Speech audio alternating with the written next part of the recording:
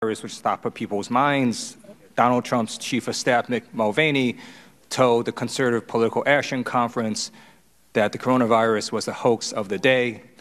Do you agree with Donald Trump's chief of staff, Mulvaney, that the coronavirus is the hoax of the day? The State Department is doing everything it can to protect American citizens around the world. Do you believe coronavirus is the hoax of the day? I'm not going to comment on what others say. I'm just asking you, do you believe the coronavirus is a hoax? I'm just telling you what the Secretary of State's doing. Do you believe the coronavirus is a hoax? We're working to keep people safe. You can't even answer that question? Yeah. It's not even a gotcha question. You believe the coronavirus is a hoax? It's a gotcha moment. It's not useful. Is the coronavirus a hoax? Can you just answer that question? We're taking it seriously. This is a serious. At 12:15 today? Are you in fact yourself speaking at CPAC? At 12:15 today, are you speaking? Yes, I am. I'm planning. All right. So you can only give 2 hours to this bipartisan group of members of Congress, and instead of answering questions on life and death issues from a bipartisan group of America's representatives, you're going to go talk to a special interest group. Yes. You, sir, represent all Americans, not a special interest group. It is shameful. You can't even answer basic questions. Gentleman's time has expired. If you ever thought that Trump could say something so absurd, so patently false that his administration officials would have no choice but to admit that they don't agree, you'd be wrong. Because this is Trump's Secretary of State, Mike Pompeo, who was given the opportunity to disavow the inane notion that the coronavirus is a hoax, and he can't. The guy cannot bring himself to admit that an outbreak impacting over 80,000 people isn't fake. In case you were wondering just how far Trump's mouthpieces would go to defend his stream of consciousness ramblings. The questioning came after Trump himself suggested at a rally that the virus was all a hoax, just like Russia and just like his impeachment. One of my people came up to me and said, Mr. President, they tried to beat you on Russia, Russia, Russia. That didn't work out too well. They couldn't do it. They tried the impeachment hoax. That was on a perfect conversation. They tried anything. They tried it over and over. They've been doing it since you got in. It's all turning. They lost. It's all turning. Think of it. Think of it. And this is their new hoax. But, you know, we did something that's been pretty amazing. We're 15 people in this massive country. And because of the fact that we went early, we could have had a lot more than that. We're doing great. Our country is doing so great. We are so unified. We are so unified.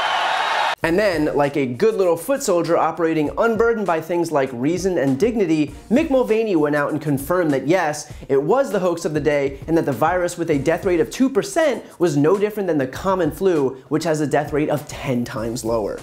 The press was covering their hoax of the day because they thought it would bring down the president. The reason you're saying so much attention to it today is that they think this is going to be what brings down the president. That's what this is all about.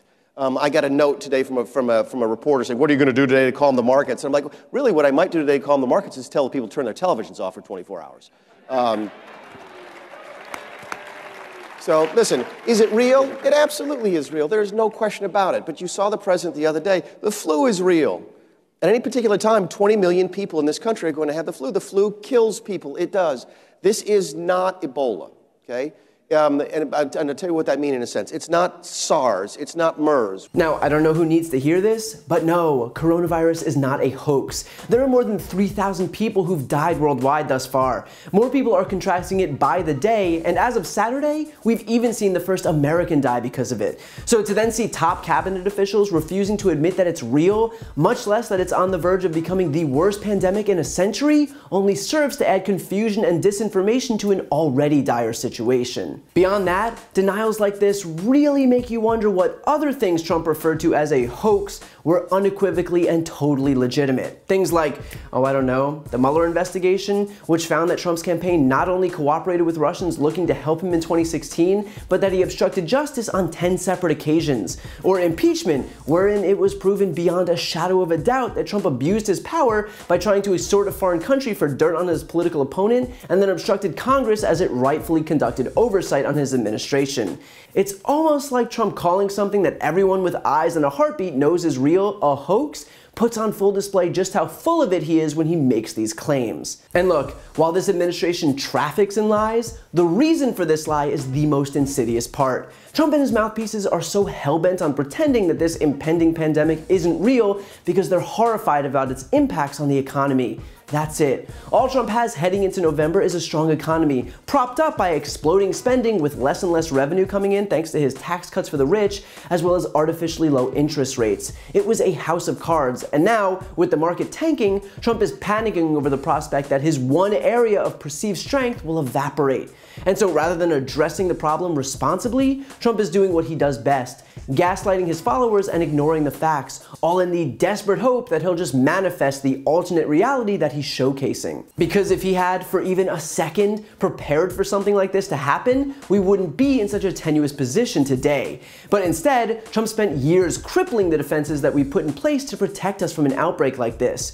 Just 2 weeks ago, he proposed a 19% cut to the CDC, including a 10% cut to public health scientific services, a 3% cut to public health preparedness and response programs, and a roughly 7% cut to global health programs. Trump fired the head of global health security at the National Security Council and never bothered filling that role. He then ordered the NSC's entire global health security unit shut down. The Trump administration forced the CDC to stop funding epidemic prevention activities in 39 out of 49 countries, including China, by refusing to allocate money to a program that began as part of the government's response to the Ebola outbreak in 2014.